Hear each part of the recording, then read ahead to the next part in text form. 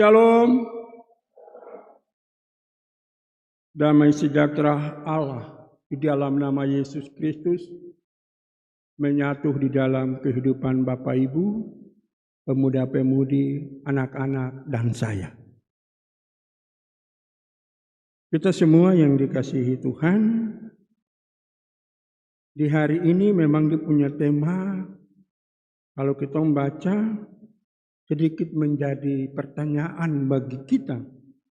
Tema yang diberikan itu berjudul begini, kebangkitan Yesus, dasar kebangkitan penyembah-penyembah benar. Macam kita dengar, tidak begitu pas. Iya. Jadi saya coba merubah dia. Yang awal, kata awal itu saya tidak ganti. Jadi yang saya buat di tema itu begini. Nanti anak-anak, adik-adik multimedia bisa menyesuaikan. Kebangkitan Yesus menjadi dasar kebangkitan penyembah-penyembah benar. Menjadi dasar. Kalau yang diturunkan sinode, kebangkitan Yesus, dasar kebangkitan penyembah-penyembah benar. Menjadi, saya tambah, menjadi dasar. Itu kita bisa baca dua kalimat atau ayat terakhir. 28 dan 29. 28, Thomas bilang, ya Tuhanku dan Allahku. 29, Tuhan Yesus bilang, itu semua sudah tahu toh? Yuk kamu ucapkan sudah. Karena engkau telah melihat aku, maka engkau percaya, berbahagialah. Pertanyaan bagi kita, siapa yang duduk dalam ruang ibadah gospel ini sudah lihat Tuhan Yesus? Ayo angkat tangan. Ayo.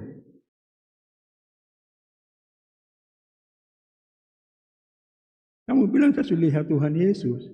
Kita lihat di mana? Siapa bawa Alkitab? Kita melihat di dalam Alkitab, tuh baca tuh. Tuhan Yesus ada berbicara di situ.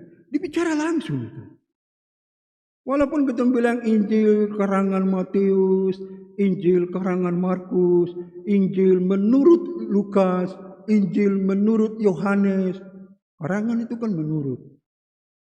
Jadi yang Yohanes Matius dengar, Matius tulis. Nanti Markus dengar, Markus juga tulis. Walaupun nanti ada kesamaan-kesamaan, maka kesamaan-kesamaan itu disebut dengan Injil-Injil sinoptis.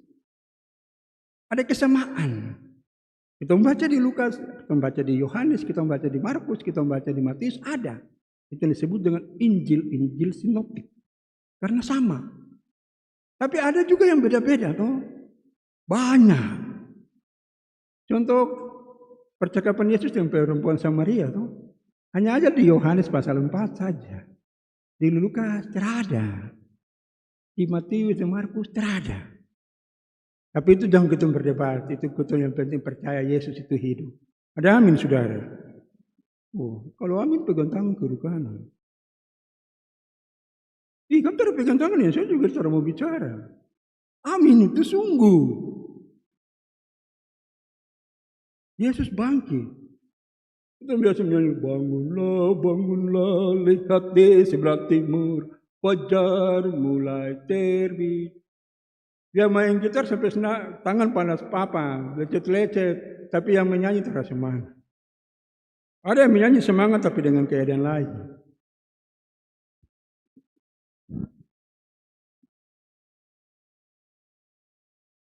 Nah rekan-rekan jemaat yang berbahagia, siapa datang di ibadah sini senang, rasa senang sekali. Siapa rasa sukacita sekali? Ayo, kita datang di ibadah sini sukacita atau tidak? Tuhan Yesus bilang tuh, berbahagialah. Berbahagia itu sukacita. Itu bagian yang ada di dalam setiap orang yang tidak bisa diraih, diambil, dirampas, direbut oleh orang lain. Tidak bisa bahagia itu karena orang lain. Bahagia itu karena terpengaruh dengan tim PSBS sebentar main lu menang. Jadi nanti lu menang, ketemu senang. Persipura main, Persipura kalah langsung. Kayak itu daun gedi, sayur gedi. Pagi dimekar bagus, sampai siang panas matahari terik bagus. Daun yang tadi bikin apa? Ya itu sayur gedi begitu tuh. Pagi itu betul, di daun mantap sekali. Tapi pas siang panas matahari bagus.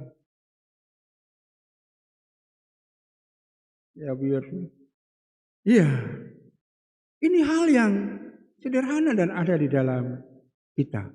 Ikut ibadah KSP, jangan bilang, aduh terpaksa, karena ketong ini pengurus, aduh ketong ini. Jangan, buang paksa-paksa itu toh. Itu yang Tuhan bilang melalui hambanya, Rasul Paulus, di dalam 2 Korintus pasal 9 itu. Yang kita biasa dengar kata persembahan itu. Hendaklah tiap-tiap orang memberi dengan sukacita, jangan karena paksaan atau karena sedih hati. Waduh kemarin Bapak Ibu keluarga itu ibadah di rumah belum datang. Waduh masa saya pergi ke situ. Terpaksa toh. Tapi kalau lihat ibadah KSP, unsur PKB, PW, PAM, pemuda pergi ibadah, anak-anak ada tunas-tunas sekolah minggu. Sukacita seperti anak-anak orang boleh. Ada ibadah tunas, mandi tara mandi, cuci muka tara cuci muka, sekolah minggu. Misalkan karena pengasuh kita tapi kelakuan anak-anak, kita juga dulu begitu. Guru-guru sekolah minggu bilang ibadah, kita sudah tiba di tempat ibadah, walaupun nanti ini harus ibadah itu sukacita, jangan datang kemana. Kalau mau tidur pulang tidur di rumah. Berbahagialah kamu. Bahagia itu sukacita, senang. Mazmur bilang, lebih baik 1 hari di pelataran rumah Tuhan daripada 1000 hari di kalau mengantuk hilang. Tapi coba, mari kita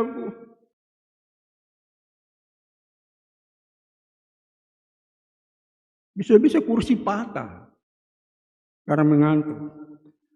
Nah, ini sedikit pengantar untuk kita mengerti mengapa Tuhan Yesus bilang, berbahagialah orang yang tidak melihat namun percaya.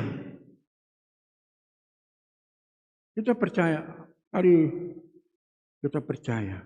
Aku percaya, kamu percaya, kita semua percaya. Percaya kepada siapa? Allah, Bapa, Anak, dan Roh Kudus. Kita percaya, saya bersama Yesus yang hidup, dia adalah jalan. Kalau dia sudah bangkit, dia tunjukkan, kamu yang percaya sama saya, kamu walaupun nanti tanah kembali kepada tanah. Tapi yang saya punya Bapa kasih itu. Yang minggu lalu juga kita baca, Yesus sembuhi murid-muridnya, tahu? Itu Yesus kasih kekuatan. Semangat! Saya hidup ini, bahkan semangat. Kamu percaya saya tidak sia-sia mu. Saya hidup itu supaya saya dengar. Oh Albert, kau minta apa? Saya lihat, oh Albert, kau jangan jalan ke situ, kau kembali bah. Kau jalan ke situ, kau dapat berkat di situ. Dia hidup. Dia kasih tahu kepada dunia ini dia hidup.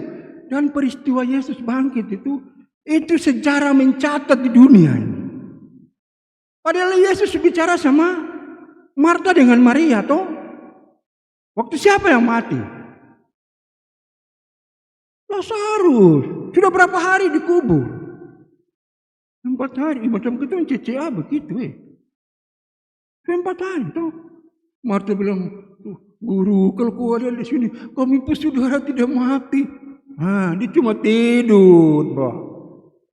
Dia tidak mati mu. Dia tidur. Hei Lazarus, keluar. Marta bilang, Yesus tanya, kamu percaya? Aku memang sudah percaya kalau kita baca di Yohanes 11, 23, 24, 25. Marta bilang, iya saya percaya. orang-orang akan bangkit di hari akhir zaman. Yesus bilang, bahwa saya ini sudah. Akulah kebangkitan ini. Wah, saya mau kasih tahu buat kau. Saya ini sudah. Lazarus, kau keluar. Roh kembali, Lazarus hidup. Yang sudah busuk. Untung kuburan itu di sana dong ini. Dong gale-gale dong pahat di gunung. Kalau macam kita punya langsung kubur dalam tanah. Siapa mau kasih keluar? Bilang, saya punya kakak tadi malam ada datang bilang dia hidup. Berada di dalam kuburan sana. Kita pergi ke kuburan, kasih keluar dia.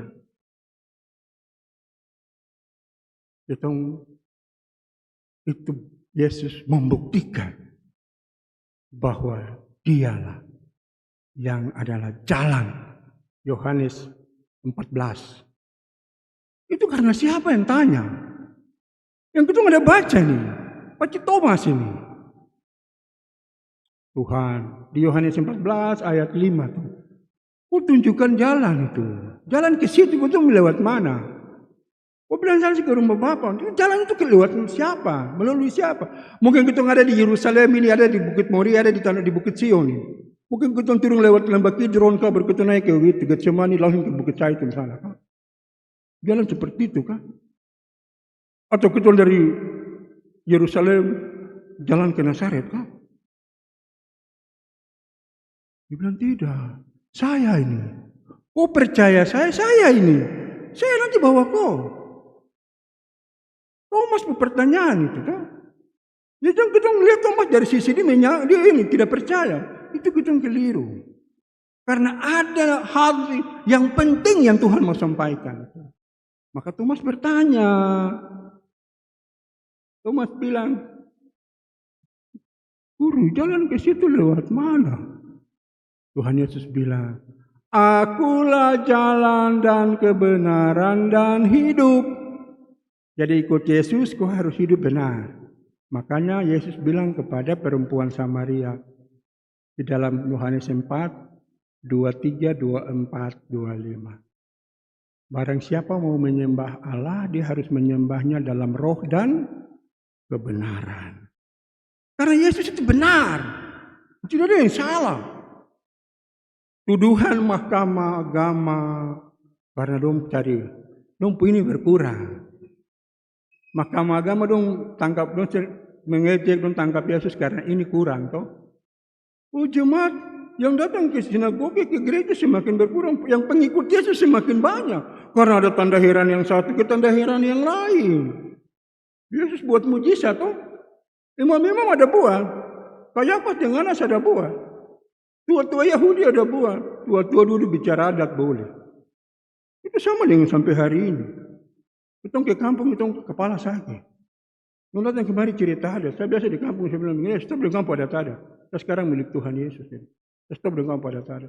Saya tahu satu tempat yang Tuhan Yesus, Tuhan kasih baca leluhur, jangan ada yang ganggu. Saya serahkan tanah itu di dalam tangan Tuhan. Siapa ambil berperkara dengan Tuhan. Kita mau bicara ada. Karena adat itu terjamin sama masuk surga. Lalu saya bicara tentang Tuhan Yesus, karena dia yang jalan. Masuk pertanyaan itu menolong kita. Tuhan jawab, Akulah jalan dan kebenaran dan hidup. Kalau Thomas cara tanya, kita mau tahu dari mana?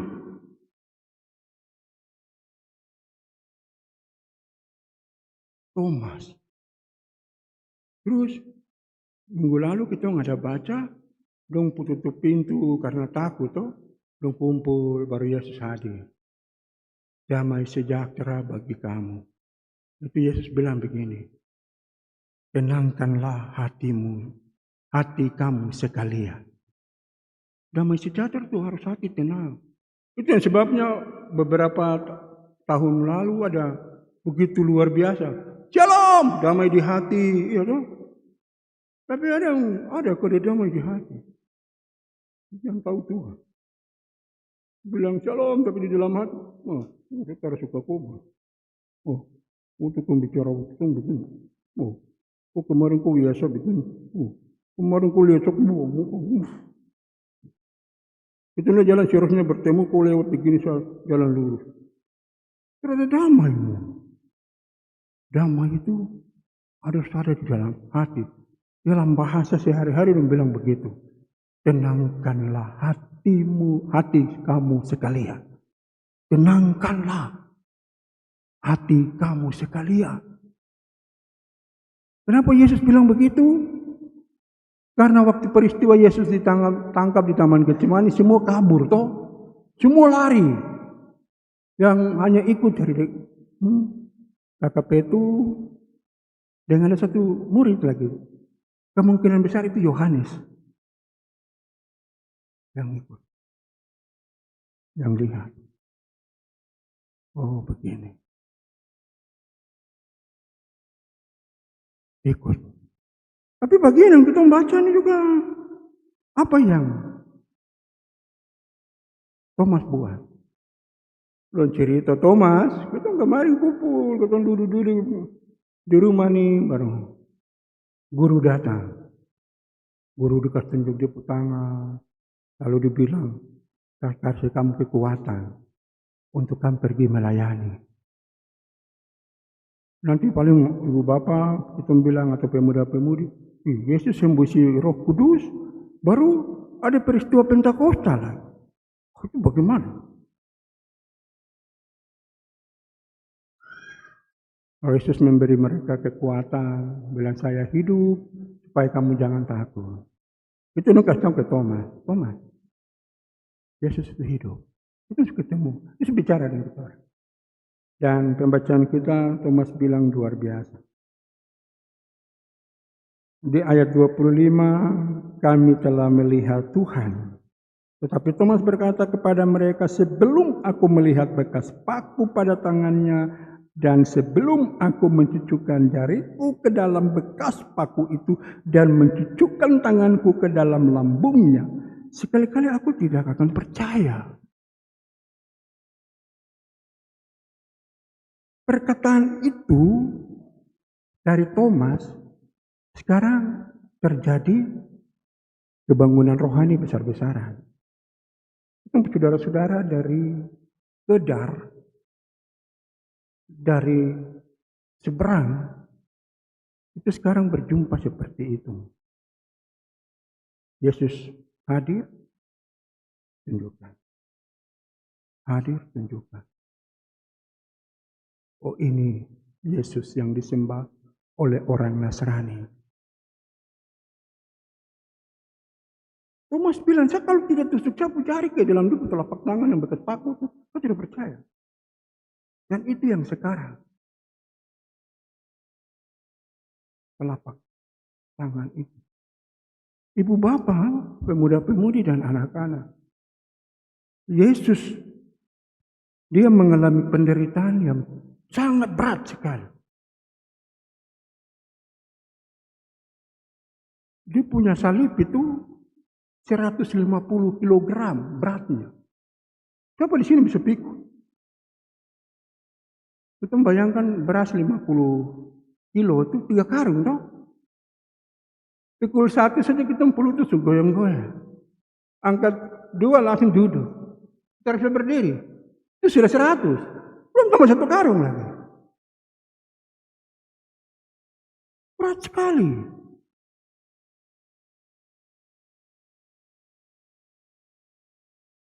Dia punya salib itu panjang 4 meter lebih.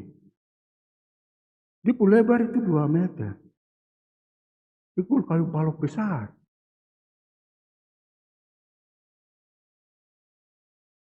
Berat sekali. Itu tidak bisa kita bayangkan. Itu sebabnya dibilang cawan ini tidak bisa diambil oleh siapapun.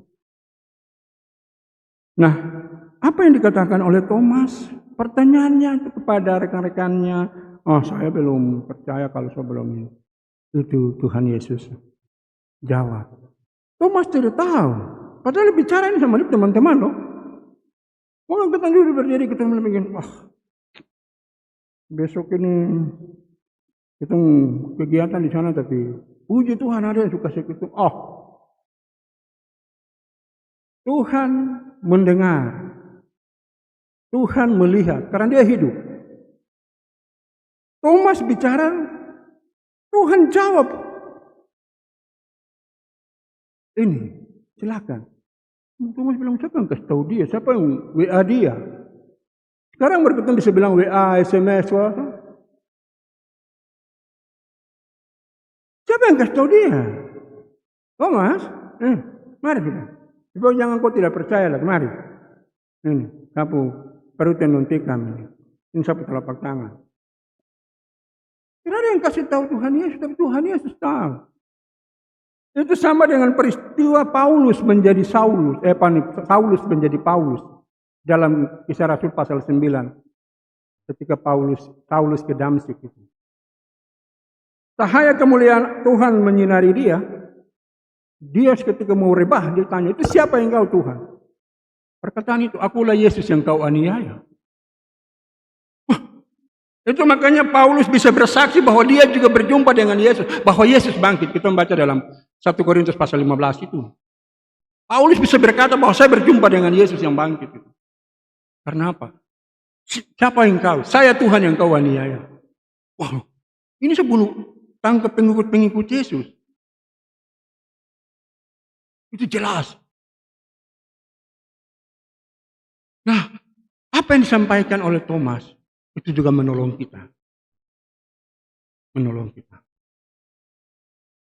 Ketika sakit yang begitu parah, kita ada dalam pelayanan medis, kita minta Tuhan tolong. Berdoa dengan hati yang penuh pasrah. Hati yang sangat merendahkan diri. Tuhan menunjukkan tangan. Inilah tanganku yang penuh dengan darah. Darah inilah yang memulihkan engkau. Sembuhkan engkau. Dia langsung bilang, sudah.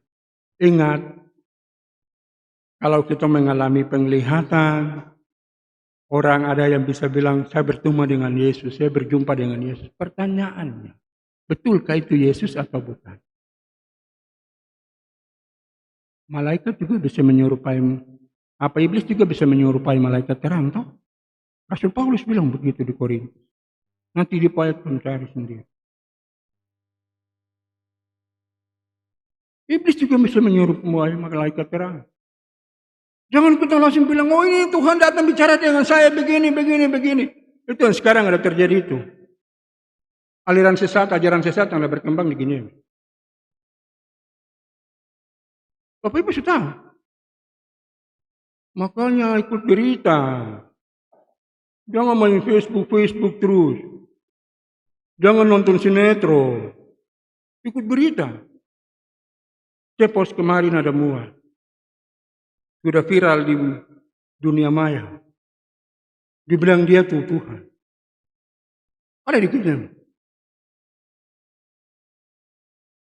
Itu sekarang baru kita mulai udah, oh iya betul, nanti saya cari.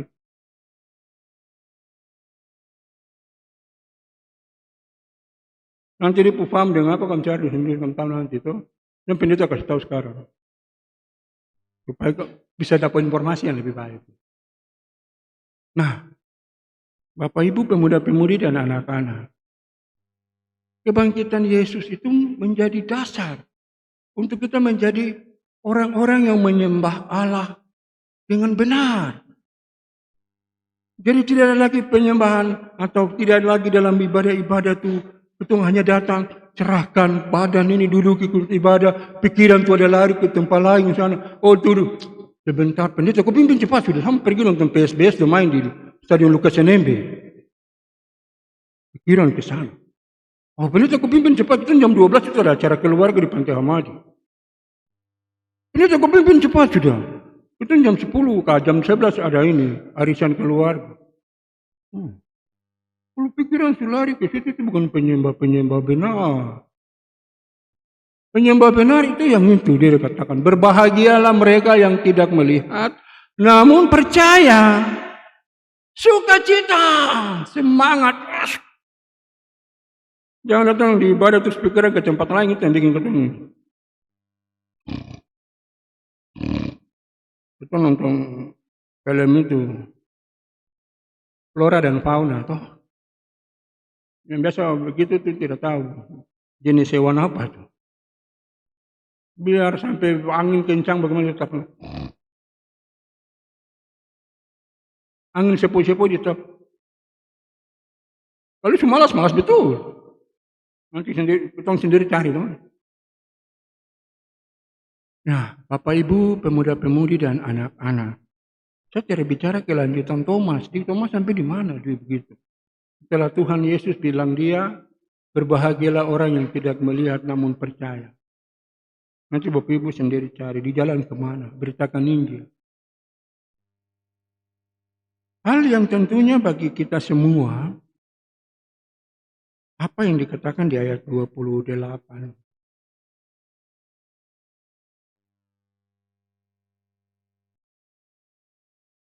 Ya Tuhanku dan Allahku.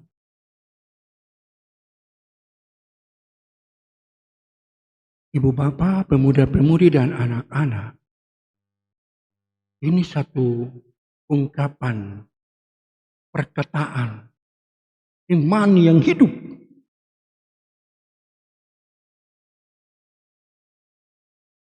Kalau kita tidak mau dan tidak bisa seperti itu, tentunya iblis sedang mengganggu kita. Mari saya ajak coba adik-adik, anak-anak di multimedia tayangkan Roma pasal 10 ayat 9 dan 10. Biar semua bisa ucapkan, bisa baca. Roma pasal 10 ayat 9 dan 10.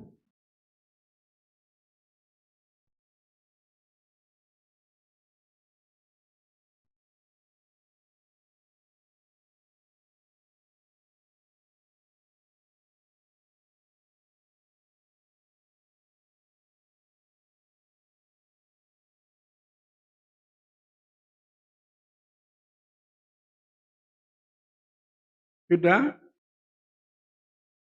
Ada? Oke. Roma pasal 10 ayat 9 dan 10, mari kita baca bersama-sama. 1, 2, 3. Sebab jika kamu mengaku dengan mulutmu bahwa Yesus adalah Tuhan dan percaya dalam hatimu bahwa Allah telah membangkitkan dia dari antara orang mati, maka kamu akan diselamatkan. Karena dengan hati orang percaya dan dibenarkan, dan dengan mulut orang mengaku dan diselamatkan. Yesus bilang, akulah jalan dan siapa yang membenarkan kita? Yang benarkan kita tuh Yesus. Saya pendeta tidak bisa bilang, oh saya benar. Saya sampaikan firman, saya benar. Oh, tidak. Saya berdiri sampaikan firman di ibadah-ibadah unsur KSP, oh saya benar. Oh tidak. Yang bisa bilang benar kepada kita siapa? Yesus. Tidak bisa kita sendiri membenarkan diri.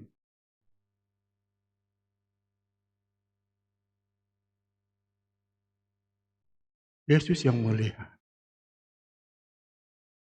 Sehingga yang benar itu dari Yesus. Oleh sebab itu Bapak Ibu, pemuda-pemudi dan anak-anak, ada beberapa pesan penting bagi kita dari firman ini. Untuk kita dalam hidup ini.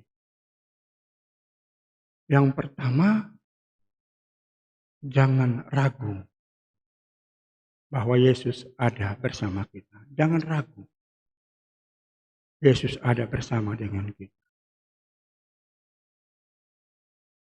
Pemuda-pemudi yang sudah dapat kerja, yang masih cari teman hidup, yang belum dapat kerja, anak-anak yang masih sekolah, jangan ragu. Tuhan Yesus ada. Kita bicara, kita keinginan hati. Hari ini, hari-hari yang akan datang, di dalam doa-doa kita, Tuhan Yesus dengar. Thomas bilang, bah, saya belum taruh sapu jari, cucukkan jari di punya bekas telapak tangan lalu. Saya tidak percaya. Tuhan, mari sudah. Tuhan dengar toh? Tuhan diteratur. Cara begini. Tuhan lihat. Oh Thomas, kau minta ini. Kau mau bukti ini. Tuhan Jangan ragu, Tuhan ada. Cuma pesannya ialah ayat 29 dari Matius pasal 11. Pikulah kuk yang kupasang dan belajarlah padaku. Karena aku lemah lembut dan rendah hati dan jiwamu akan mendapat ketenangan. Belajar firman Tuhan. Lakukan firman Tuhan. Kerjakan pesan Tuhan. Baru kita akan mendapat apa yang kita butuhkan itu. Hal yang kedua, dari bagian firman Tuhan ini kepada kita, ketika kita berdebat soal pelayanan, ketika kita berbicara tentang pelayanan, izinkanlah yang dikehendaki Tuhan yang datang bagi kita. Jangan paksa, izinkanlah yang dikehendaki Tuhan bagi kita. Ketika kita berbicara soal pelayanan, izinkanlah yang dikehendaki Tuhan hadir bagi kita. Saya pengalaman 2013, saya masih ingat sampai hari ini. Itu ke Soek. Apa ya toh? Kalau lupa. Saya dengan keluarga penuh. Istri, 4 orang anak. APO bilang siap. Mau pergi. Kurang lebih hampir 108, 28 kan, 8 orang begitu. Pokoknya ada angka 8 terakhir begitu. Pokoknya ada di atas 100. Ini sekarang pemuda-pemudi yang betul pergi sudah berkeluarga sekarang. No? Anak Julianus ada tuh. Jadi bagaimana kita di sana? Hari terakhir kita sudah buat KKR, semua pelayanan sudah mulai. Almarhum kakak John Waimuri, saya ingat sekali kakak. Kakak bilang mari kita kumpul. Kita mau pulang ini, ada uang untuk uang tiket sudah habis. Kita duduk di Pak Kurni ke rumah. Kita bicara, Pak Worobai, Pak Numberi, dan Pak Rarawi almarhum. Kita duduk bicara. Lalu mari kita berdoa. Ternyata pagi Tuhan memberi jawaban. Bahwa semua acara itu akan ditutup oleh Bupati Supiori. Apa? Tuhan kasih uang tiket pulang 50 juta. Kasih pendeta uang pelayanan. Kasih Bapak Hai punya uang kawan dari Bupati. Karena itu kawan sama-sama tinggal di Mes GKI. Tuhan jawab toh. Padahal terada mau berita bilang Bapak Bupati. Ini kita mau pulang itu terada uang tiket. Kalau kita sambil langkah-langkah. Sampai di Bapak Kavi, Bapak John. Kamu yang pegawai negeri, kita yang pegawai negeri siap. Sampai di sana ambil uang dari ATM. Tuhan bilang jangan, ini kamu kerja buat saya bermasa kamu pulang kamu. Tidak, itu kamu pikiran. Kalau saya tidak, saya buka biarkan untuk kamu.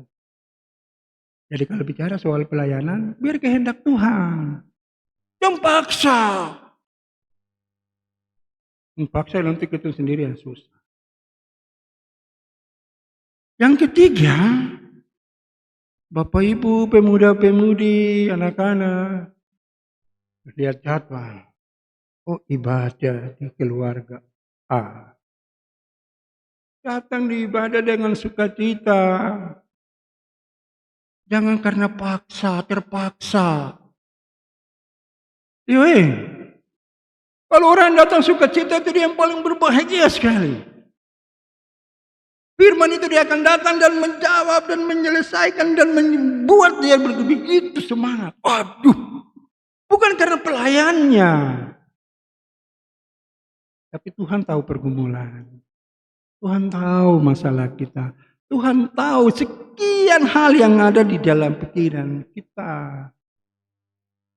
Itu sebabnya Tuhan bilang di dalam Keluaran 23 ayat 25. Kamu harus beribadah kepada Tuhan Allahmu supaya aku memberkati atau dia akan memberkati roti makananmu dan air minumanmu, dan aku akan menjauhkan penyakit dari tengah-tengahmu. Wow, indahnya jaminan itu.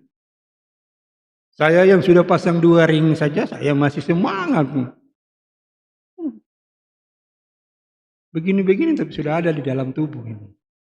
Tapi bagi saya, untuk Tuhan itu saya kerja. Dan Tuhan bilang selesai. Eben Hajar ya, saya siap kembali untuk mempertanggungjawabkan yang Tuhan beri. Enjoy saja. Kadang majelis bilang begini, Bapak yang melayani. Oh tidak, saya pendamping ya, saya punya hak mau ibadah di KSP berapa, di rayon mana, terserah saya. Saya yang penting datang ibadah. Yang punya nama dicatat layani. Aduh, Bapak jangan datang ke kita nih, takut kalau ada pendeta juga manusia. Pendeta bukan Tuhan yang bilang begini, aku pengen sampaikan firman antara benar. Tidak. Nah, hal yang ketiga ini Bapak Ibu, tentang ibadah harus sukacita. Ini baru buka Alkitab, mau baca begini, baru buka nyanyian, mau menyanyi begini, HP kita. Masih lebih penting HP toh? Iya kah? Yang biasa itu, isi HP di saku. Kalau HP gitar, HP ini lebih penting dari baca Alkitab, lebih penting dari kita mau menyanyi. Betul kah? Oh, mungkin dong cara mau jawab. Bapak lihat di ibadah tuh, buka HP. Padahal di firman kita pendeta ada sampaikan apa yang Tuhan kasih tahu. Tapi di sana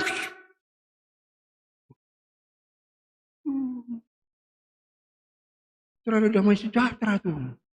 Terada yang Tuhan bilang hal yang berbahagia, terada. Dan terakhir firman ini juga dari kita membaca tentang Thomas ini, yang saya tadi ada bilang, kamu sendiri cari tahu Thomas diberitakan Injil sampai di mana, kamu sendiri cari tahu. Jadi Thomas itu setelah Tuhan bilang, berbahagialah mereka yang tidak melihat, namun percaya. Thomas langsung mengambil langkah. Petrus, Yohanes, Andreas, Yakobus, Filipus, Matius, kamu mau melayani di daerah Yudea dan sekitarnya, silakan. Saya keluar.